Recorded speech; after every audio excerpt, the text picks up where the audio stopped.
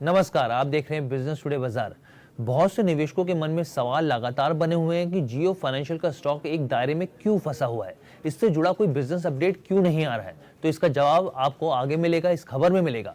Asia के सबसे बड़े रईस और बिजनेस टाइकून मुकेश अंबानी साल 2024 में भी बड़ा धमाका करने की तैयारी कर चुके हैं। रिलायंस अब म्यूचुअल फंड की दुनिया में उतरने जा रहा है। आप कहेंगे म्यूचुअल फंड में क्यों भाई? तो पहले मैं आपको इसका जवाब देता हूं, फिर मैं आपको बताऊंगा कि आखिर मुकेश अंबानी की इस प्लानिंग में किस तरीके से होने वाली है, और ना सिर्फ ये म्यूचुअल फंड इंडस्ट्री में बड़ा डिसरप्शन पैदा करेगा बल्कि जियो फाइनेंशियल के स्टॉक पर इसका होगा, तो आपको इसका भी जवाब मिलेगा। लेकिन उससे पहले आपसे गुजारिश है कि हमारे चैनल बिजनेस टुडे बाजार को लाइक, शेयर, सब्सक्राइब करना बिल्कुल मत भूलिएगा। तो देखिए, साल 2023 में तीन नए फंड ने म्यूचुअल फंड इंडस्ट्री में एंट्री की। पिछले साल जून में बजाज फिनसर्व एसेट मैनेजमेंट ने पहली स्कीम लॉन्च की। इसके बाद समीर अरोड़ा की हेलोइस म्यूचुअल फंड ने अक्टूबर में अपनी पहली स्कीम को लॉन्च किया। लगभग इसी दौरान जीरोधा फंड हाउस ने भी दो स्कीम लॉन्च की।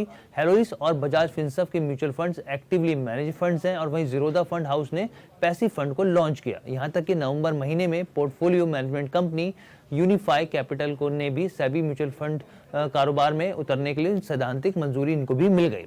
अब यहाँ क्या समझने की जरूरत है? अब यहाँ समझिए कि एक के बाद एक म्यूचुअल फंड्स कंपनी आखिर लॉन्च क्यों हो रही हैं, क्यों आखिर ये इसमें इतनी दिलचस्पी दिखा रहे हैं। तो भारतीय म्यूचुअल फंड इंडस्ट्री में बहुत ज्यादा स्कोप है। ये करीब 50 लाख करोड़ रुपए से ज्यादा का मार्केट है, यानी कि इस समय म्यूचुअल फंड 50 लाख करोड़ रुपए से ज्यादा का फंड मैनेज कर रहे हैं। हालांकि भारतीय म्यूचुअल फंड इंडस्ट्री में काफी कंपटीशन है और अभी इसमें 45 प्लेयर्स हैं, लेकिन मुकेश अंबानी का तो ट्रैक रिकॉर्ड ही रहा है कि जहां वो जाते हैं वहां वो डिसरप्शन पैदा करते हैं। अब समझते हैं कि रिलायंस की आखिर प्लानिंग क्या है, क्योंकि अगर आपने प्लानिंग समझ ली तो आपको काफी हद तक क्लैरिटी मिल जाएगी।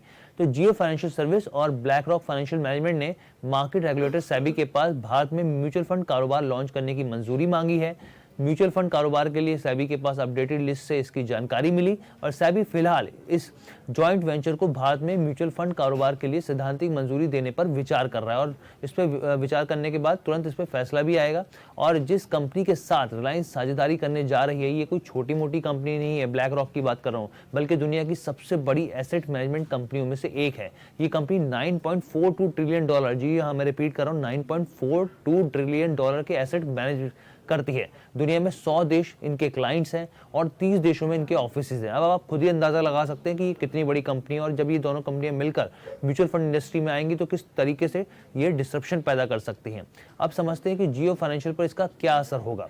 तो सबसे पहले हमने बात की मार्केट एक्सपर्ट राघवेंद्र सिंह जी से, सुनिए उन्होंने क्या कहा।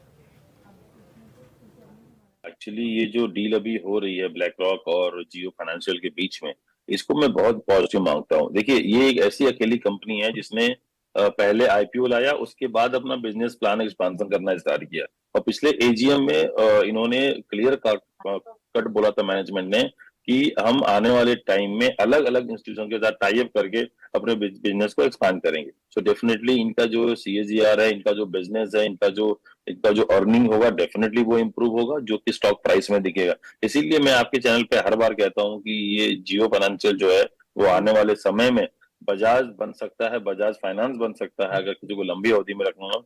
बहुत अच्छी कंपनी है और इसका इफेक्ट डेफिनेटली होने वाला है। देखिए, ये ऑलरेडी सारे जो इंस्टीट्यूशन उनके पास ऑलरेडी स्टॉक होगा। मुझे लगता है ये डील के बाद और थोड़ा वो इंस्टीट्यूशन का कॉन्फिडेंस बिल्टअप होगा, और ये स्टॉक जो है अभी भी 220-230 के बेस रेट पे ट्रेड हो रहा है, उसी के आसपास। सो 220 का बहुत स्ट्रांग बेस है, मुझे लगता नहीं वो ब्रेक होगा। मुझे लग रहा है यहाँ से स्टॉक के लिए अपसाइड की जो जो इनका अपसाइड रैली है वो 350-400 रुपए तक अगले 1-2 साल के अंदर आना चाहिए। मुझे लग रहा है स्टॉक में बाई ऑन डिप की स्ट्रेटेजी है, बहुत अच्छा इफेक्ट होगा स्टॉक पे। तो यहाँ बिजनेस टुडे ने इन्वेस्टमेंट और सिक्योरिटीज के जय पटेल से भी बात करी, क्योंकि राघवेंद्र जी का पक्ष तो आपने सुन लिया। अब दूसरा पक्ष मैं आपको बताता हूँ, तो जय पटेल जी का क्या कहना है। तो उनका कहना है कि निवेशक बेसब्री से जियो फाइनेंशियल से जुड़े बिजनेस अपडेट का इंतजार कर रहे थे। एएमसी स्पेस में जियो और ब्लैक रॉक की जोड़ी धमाल मचा सकती है। मिस्टर पटेल का ये कहना है कि हम लोग लॉन्ग टर्म व्यू पर इस पर लॉन्ग टर्म व्यू देखते हैं स्टॉक के ऊपर। उनका ये भी कहना है कि अगर short term daily technical chart से समझे तो 200 डे ईएमए यानी कि एक्सपोनेंशियल मूविंग एवरेज के लेवल्स को स्टॉक पार कर चुका है। आने वाले दिनों में ये स्टॉक करीब 250 रुपए तक भी जा सकता है। एएमसी स्टॉक में दमदार एसआईपी इन्फ्लोज और रिटेल पार्टिसिपेशन की वजह से जबरदस्त मोमेंटम है। हम स्टॉक में शार्प अपसाइड देख रहे हैं। तो देखिए आपने दोनों एक्सपर्ट्स की बात सुन ली, दोनों का कहना है कि हम लोग जो स्टॉक को लेकर अपसाइड देखने को मिल सकता है आने वाले दिनों में। तो कैसे लगा आपको ये पूरा एनालिसिस, कैसा लगा ये विश्लेषण, आप हमें ज़रूर बताइएगा। बिजनेस टुडे बाजार के साथ जुड़ने के लिए बहुत बहुत धन्यवाद।